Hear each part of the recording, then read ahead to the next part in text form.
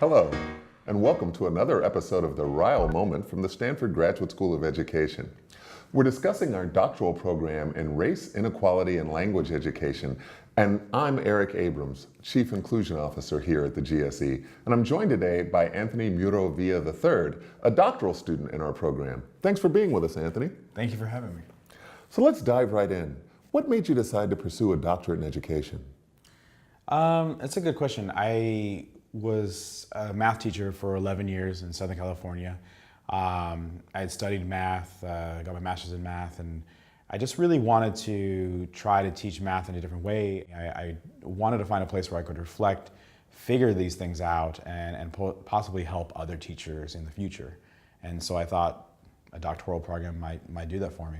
And to be honest, it also gives me a seat to hopefully, advocate for my students and give them a voice too one day in what they think, was really helpful for them in math education. Sure. So it certainly makes a lot of sense why you'd pursue a doctorate. Why'd you choose to do it here at Stanford? Stanford was one of those places that I always thought was really prestigious, and I wasn't ever sure if I would ever go there or ever would be able to obtain going there. Or if it would be a good fit. Or if it would be a good fit. And also, it was a lot of resources that they had. I knew that I was going to be able to build a really good network here, and they were going to be able to connect me with the people that I think have already made a lot of differences, made a lot of changes, and were going to give me the opportunities to work with schools, work with pre-service teachers, and try to do a lot of things I was thinking of doing. It's a good place to learn. On the subject of learning, can you tell us a little bit about your research?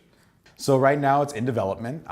So my previous research was kind of looking at students and how they kind of pushed and questioned each other, and how that pushing and questioning really led to different types of argumentation. And so it was really studying how kids themselves were really encouraging others to kind of argue and do those mathematical practices that we want them to enact. I noticed that there were some other things like status and authority that students were actually kind of enacting that were stopping or not allowing kids the full opportunity to show their mathematical capabilities. So I'm kind of interested in how some of the structures that schooling and policies and the classroom conditions kind of filter down even to the small group level. And so even though we're trying to encourage kids to work together and building each other, they're still kind of reproducing some of those inequitable practices that we see that don't allow kids to really show their full capabilities. That's interesting because I can see some people saying that, well, you're talking about math education. Math is just facts. 2 + 2 is always 4. And your background, race, inequality, what does that have to do with math? So tell us what that has to do with math. To say math is objective and apolitical is totally wrong. I mean, mathematics is a specific key, and it could be a specific barrier for a lot of kids to go on and have job opportunities or for higher education. And so we have to acknowledge that, but also the kind of math that we privilege in classes can also kind of silo it as a subject that lets some kids in and some kids are exclusively out. Even after Brown v. Board, we still see a lot of inequalities that, because we still have an economy, we still have a capitalist structure, we still have neighborhoods that are segregated. We still have schools that aren't getting the resources that they need. And so that affects a lot of the curricula that gets into these schools. It affects a lot of the teachers that these schools can get.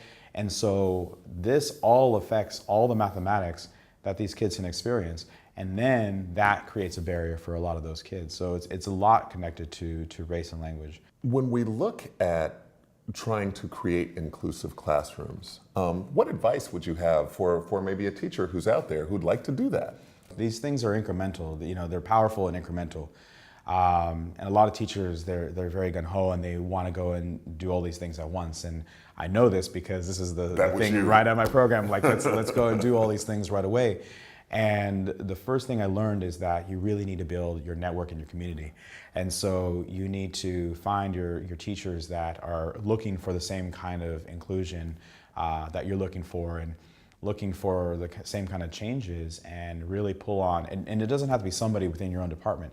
I used to partner with my, the English and Spanish teacher at my school. It's like, what are you doing in your classroom? What kind of methods? Because a good teaching practice is good teaching practice. Mm-hmm. And those conversations need to be had.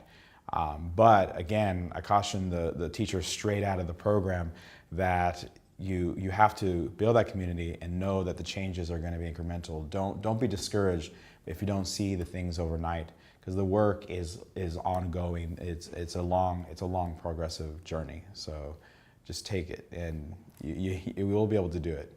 So I think someone watching would really understand why this is really important. They would really understand why Stanford is a good place for this kind of research. Why is now the right time for this kind of study?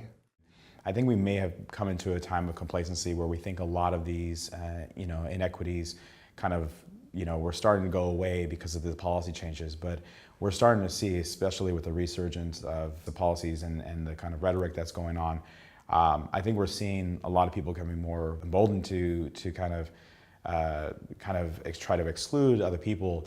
And I think within education, that those things can kind of sneak into our classrooms. Yep. And I think it's time to kind of look at the past, look historically, and recognize what has happened, but also build on those and try to push forward and try to think about what are other ways that now we can address these, and know that these are not going to go away if we stop the conversation. We need to continue this conversation and actually talk about it more openly. Sure, yeah. Sure. And gain the tools to have the conversation. Right, exactly. So I'm going to shift gears again a bit.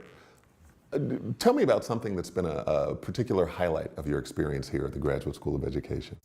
My highlight has really been the relationships of my colleagues that I've built, because without them, they all came in with similar but not the same kind of questions, right? Of how to deal with a lot of these inequities in education.